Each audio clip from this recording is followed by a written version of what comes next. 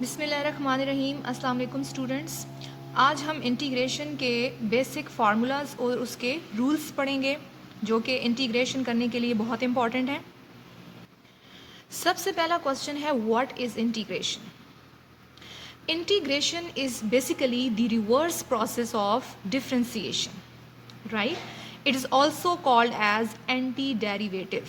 Derivative में क्या था कि आपको कोई फंक्शन गिवन होता है और आपने उसमें चेंज फाइंड करना होता है, यानी कि डिपेंडेंट वेरिएबल में इनडिपेंडेंट वेरिएबल के रिस्पेक्ट से चेंज फाइंड करना होता है, ठीक है।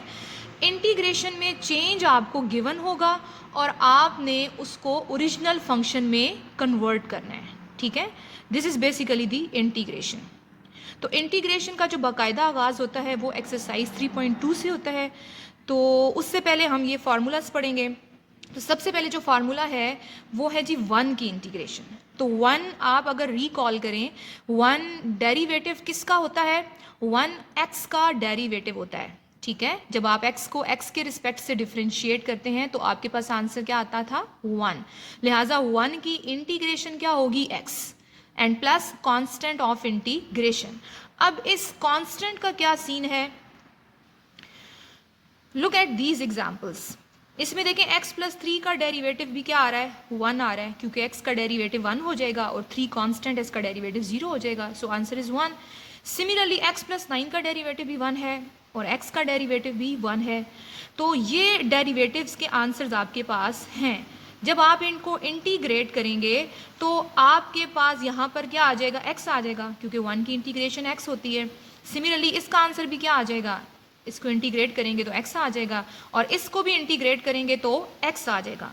बट अगर ऊपर वाली एग्जांपल्स में आप देखें तो ये कांस्टेंट मिस हो रहे हैं, ठीक है। तो इस चीज़ से बचने के लिए हम क्या करते हैं? हम एहतियातन एक प्लस c कर देते हैं। अब वो c की वैल्यू 0 भी हो सकती है, वो c की वैल्यू 3 भी हो सकती है, 5 भी हो सकती है, कुछ भी हो सकती है, ठीक है।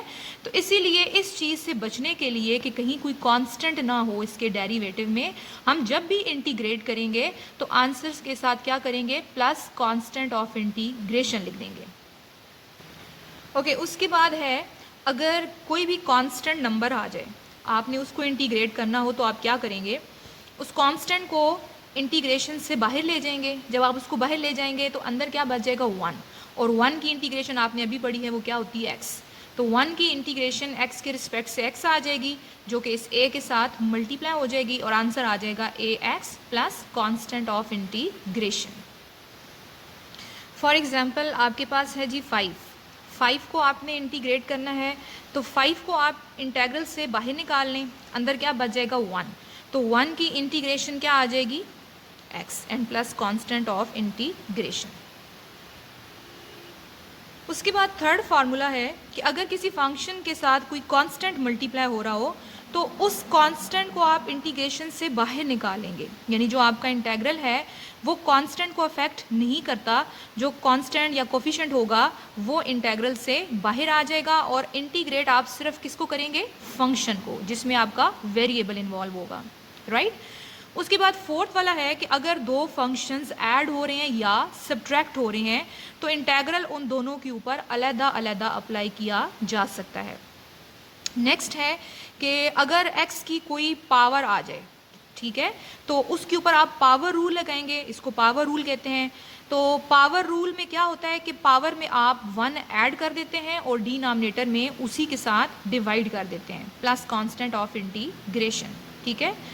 तो इसका भी मैं आपको बता देती हूँ कि पावर रूल लगता कब है। रूल नंबर 1 है power rule would be applied only if the derivative of base is also present there. Power rule लगाने की कंडीशन ये है कि अगर बेस का डेरिवेटिव आगे प्रोडक्ट में मौजूद है तो आप पावर रूल लगा सकते हैं, अदरवाइज आप पावर रूल नहीं लगा सकते। मिसाल के तौर पे ये देखें जी, आपके पास 3 मैंने एग्जांपल्स लिखी हैं। पहली एग्जांपल है x की पावर 3/2। तो यहाँ पर बेस क्या है? x, और x का डेरिवेटिव x के रिस्पेक्ट से 1 होता है एंड 1 इज़ ऑलवेज देयर। 1 यहाँ पर हो ना हो एक ही बात है, क्योंकि 1 इज़ ऑलवेज देयर, मेंशन हो ना हो तो इससे कोई फ़र्क नहीं पड़ता। तो इस पे पावर रूल लग सकता है, ठीक है।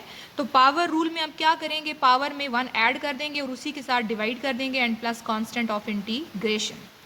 सेकेंड एग्जाम्पल अगर आप देखें तो इसमें बेस, ये पूरी बेस है, ठीक है, पावर के नीचे जो होती है ये पूरी बेस होती है। तो 2x + 1 is the base over here. तो क्या इसका डेरिवेटिव आगे प्रोडक्ट में मौजूद है? नहीं मौजूद। 2x + 1 का डेरिवेटिव 2 होता है। तो आप क्या करेंगे कि 2 से मल्टीप्लाई भी कर देंगे और 2 से डिवाइड भी कर देंगे, ठीक है। तो अब बेस का डेरिवेटिव आगे प्रोडक्ट में मौजूद है। अब आप इसके ऊपर पावर रूल लगा सकते हैं। तो पावर रूल में आप क्या करेंगे, 3/2 में +1 कर देंगे और 3/2 + 1 डिनोमिनेटर में डिवाइड भी कर देंगे, जबकि ये 1/2 जो है वो एज इट इज साथ चलता रहेगा and plus constant of integration. Third वाली जो एग्जांपल है इसमें बेस हमारे पास है x² + 1। तो x² + 1 का जो डेरिवेटिव है वो 2x बनता है। तो 2 तो हम बना लेते, बट x हम कहाँ से लेकर आए? तो इस पे पावर रूल नहीं लग सकता, ठीक है। जब बेस का डेरिवेटिव कोई वेरिएबल हो तो वेरिएबल आप अपनी मर्जी से मल्टीप्लाई डिवाइड नहीं कर सकते। अगर कोई कांस्टेंट हो वो आप मल्टीप्लाई डिवाइड कर सकते हैं, बट वेरिएबल को आप मल्टीप्लाई और डिवाइड नहीं कर सकते। लिहाजा इस पे पावर रूल जो है वो अप्लाई नहीं हो सकता। इसको इंटीग्रेट करने के लिए हमें कोई और टेक्निक यूज़ करनी होगी। ओके, इसके बाद फार्मूला नंबर 6 है 1/x की इंटीग्रेशन क्या होगी। तो आप रिकॉल करें 1/x किसका डेरिवेटिव था? नेचुरल लॉग ऑफ x का। लिहाजा 1/x की इंटीग्रेशन क्या होगी? Natural log of x + c। इसके लिए मैं आपको एक रूल भी बता देती हूँ। इसको मैंने रूल नंबर 3 का नाम दिया हुआ है, रूल नंबर 2 मैं बाद में डिस्कस करती हूँ। इन केस ऑफ क्वोशंट्स यानी कि फ्रैक्शन की फॉर्म में, if derivative of denominator is present in the numerator then the answer of integration will be natural log of denominator। that is, अगर denominator का डेरिवेटिव न्यूमिरेटर में मौजूद हो, ठीक है, denominator का डेरिवेटिव न्यूमिरेटर में मौजूद हो तो इंटीग्रेशन का आंसर आएगा natural log of denominator and plus constant of integration, ठीक है। तो 1/x के केस में क्या था कि यहाँ डिनोमिनेटर में क्या है? x है और x का डेरिवेटिव x के रिस्पेक्ट से क्या होता है?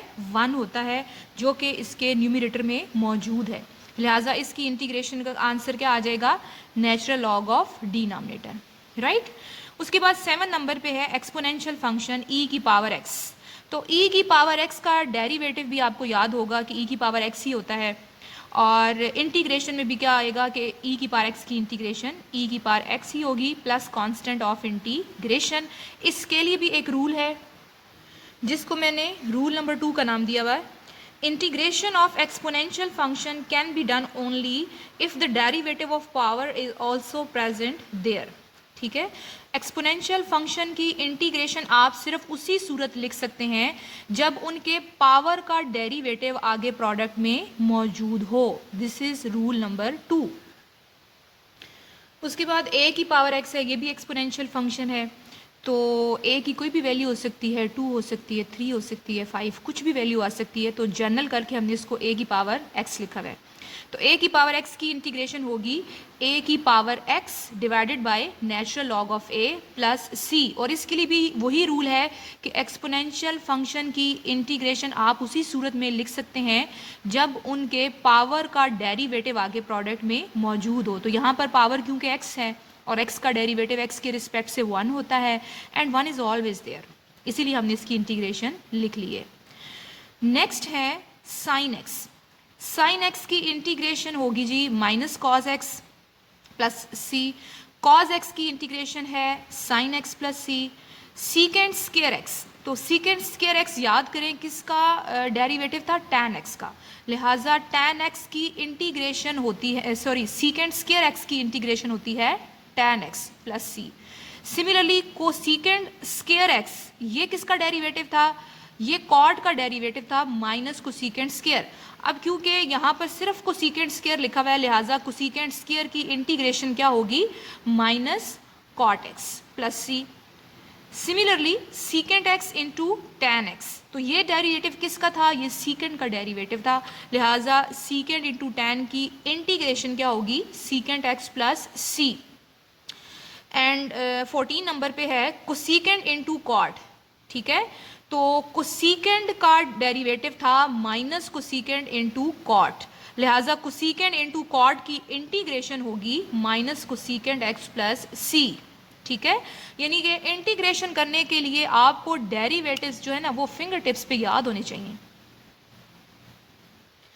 और ट्रिग्नोमेट्रिक फंक्शन की इंटीग्रेशन के लिए भी रूल ये है कि integration of trigonometric functions can be done only if the derivative of their angles is also present there, right.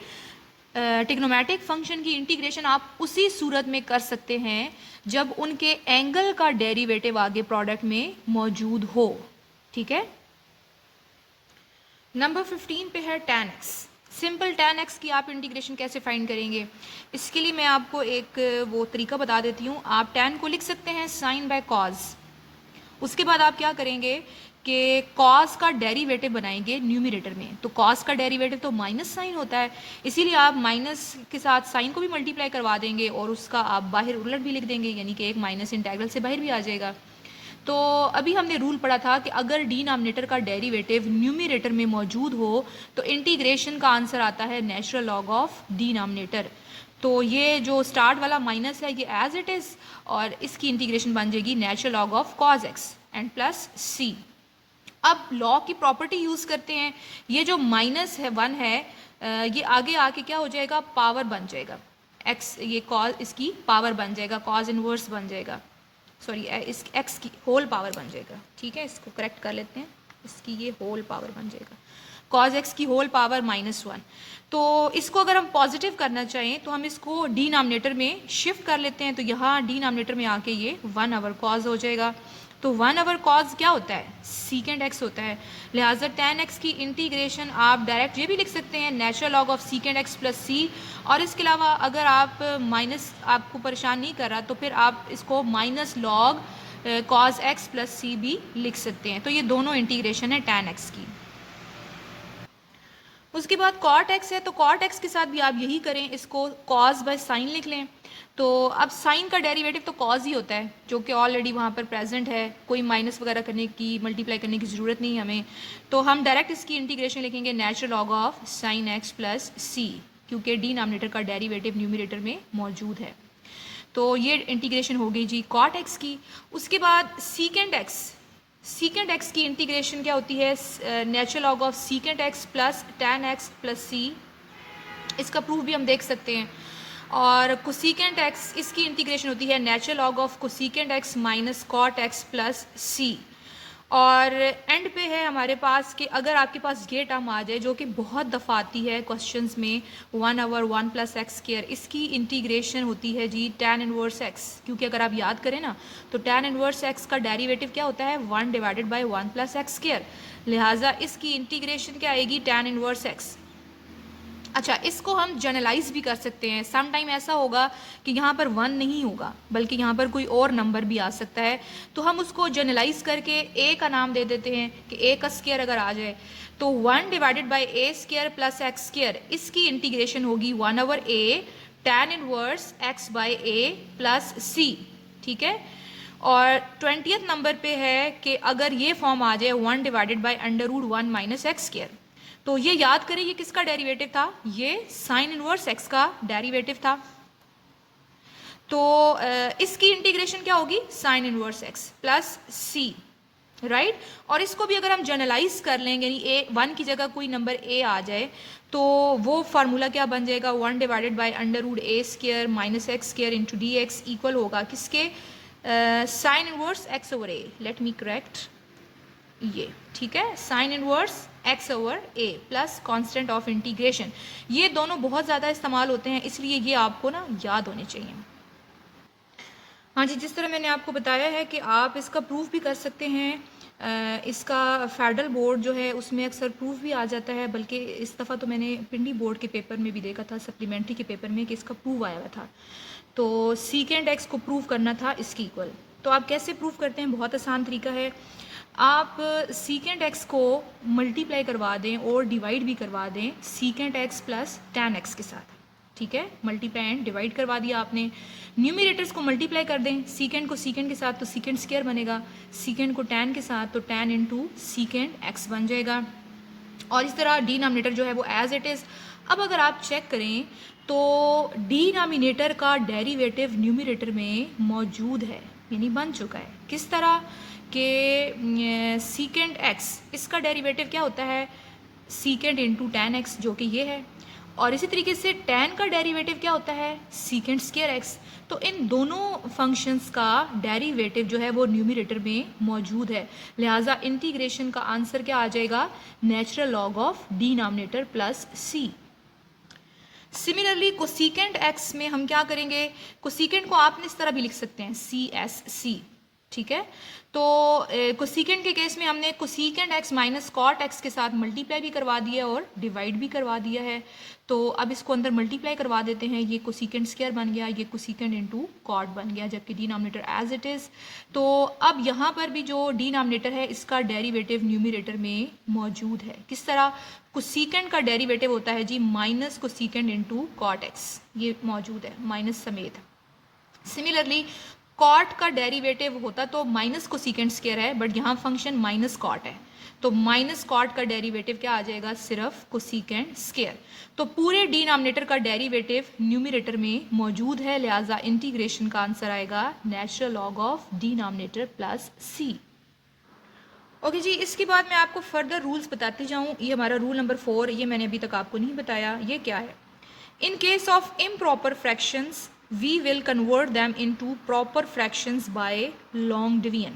अगर आपके पास प्रॉपर फ्रैक्शन इम्प्रॉपर फ्रैक्शंस आ जाती हैं इंटीग्रेशन के अंदर, तो आप सबसे पहले उसको प्रॉपर में कन्वर्ट करेंगे बाय लॉन्ग डिवीजन, और उसके बाद आप उसकी इंटीग्रेशन करेंगे, ठीक है। इम्प्रॉपर फ्रैक्शन कौन सी होती हैं, जिसमें न्यूमिरेटर की जो डिग्री है वो डिनोमिनेटर से बड़ी होती है, डिनोमिनेटर की डिग्री से, या फिर दोनों इक्वल होती हैं, तो उन फ्रैक्शंस को हम क्या बोलते हैं, ये इम्प्रॉपर फ्रैक्शंस हैं। तो हम उसको प्रॉपर में कन्वर्ट करते हैं।